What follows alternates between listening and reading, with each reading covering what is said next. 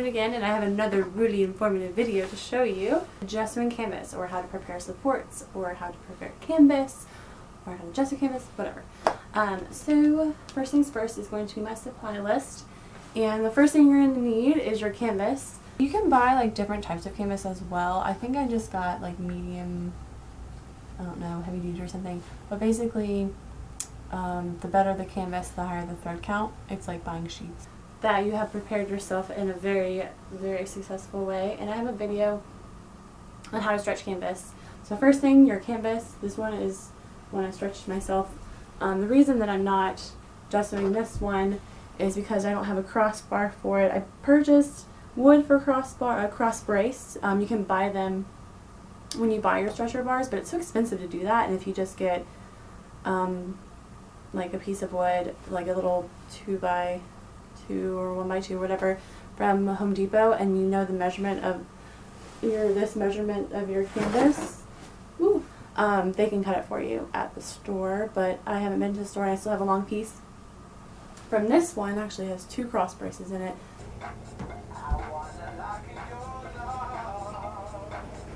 But my boyfriend hasn't cut it for me yet, but he has a little shop downstairs, so I'm going to make him get around to doing that.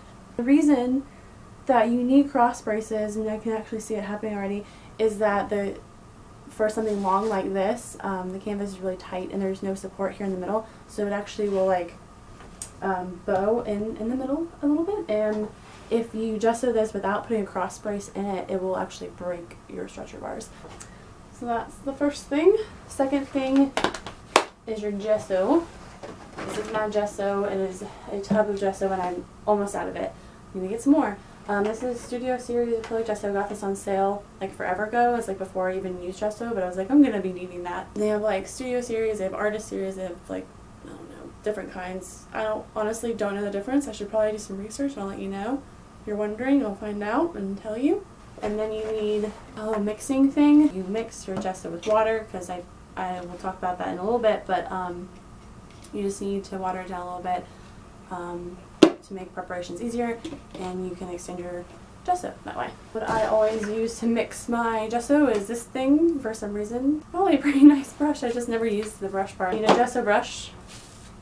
It's kind of dry from yesterday, but a gesso brush, which I only ever use for gesso. It's great, nice, wide.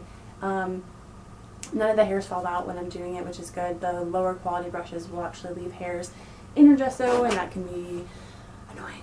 Sandpaper. This is my sandpaper.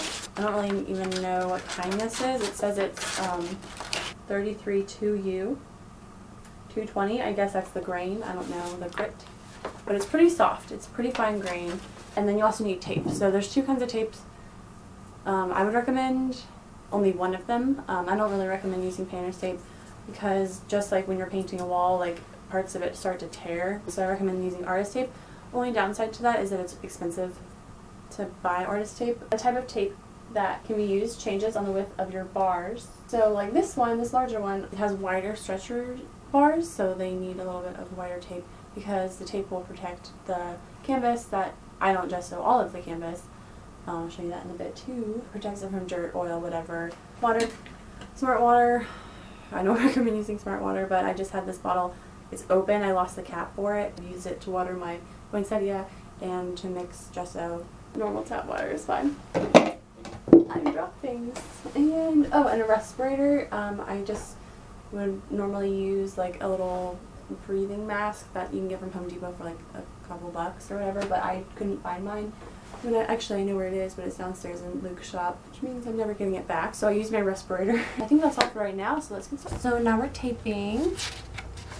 And the reason, okay, so there's like a couple ways you can tape. You don't have to tape at all. 1, you can just have the full sides of your canvas. 2, you can leave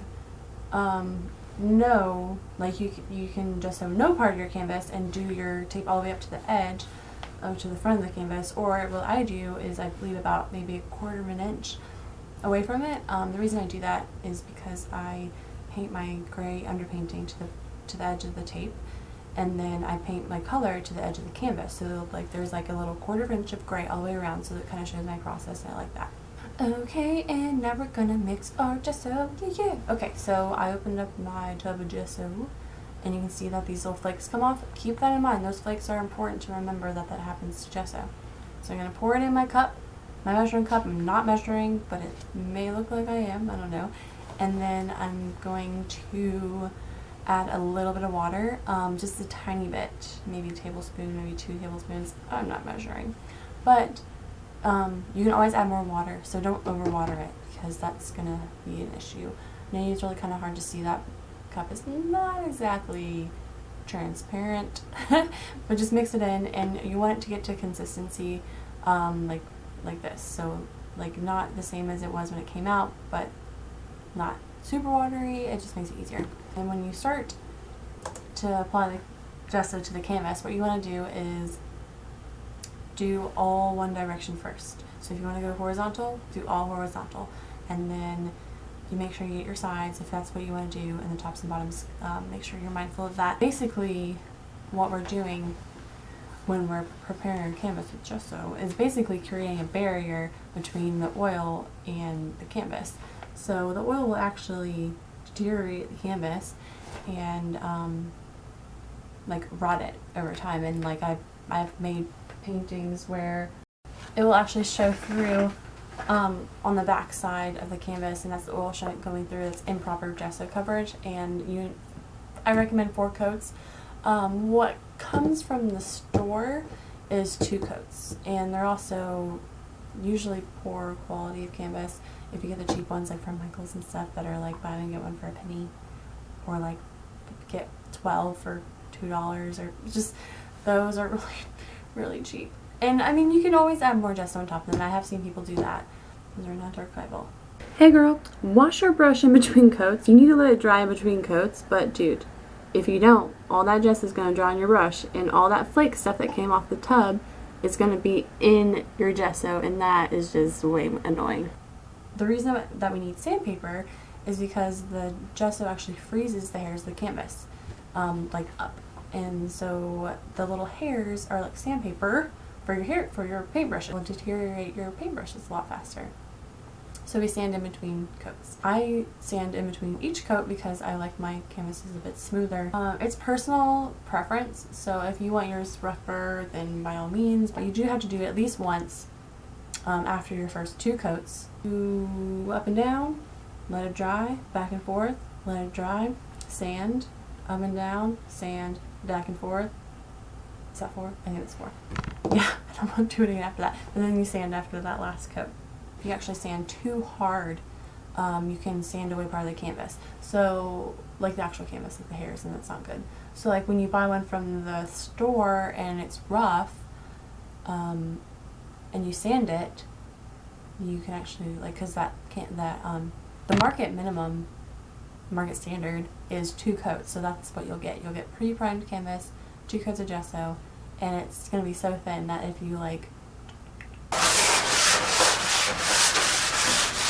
sand it, you'll sand away the canvas. Actually, but I have a pre-paired canvas, pre-primed canvas that I purchased, and I just went straight into using it, and oh my goodness, like the whole back of it, like the oil was just like I wasn't doing that. I wasn't actively doing that, but it was like you could see how much of the oil actually came through. And I like took it to a show because I didn't intend for it to be like a decent painting. It was just kind of I wanted to play around a little bit, and I noticed like how much oil was showing through. I was super embarrassed, so I just added another coat of gesso to the back. So I don't know if that helps or not, but I don't know because I can't see now what's happening.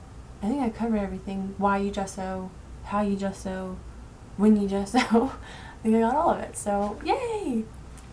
Good to go. Thanks for watching. See you in the next one. Bye.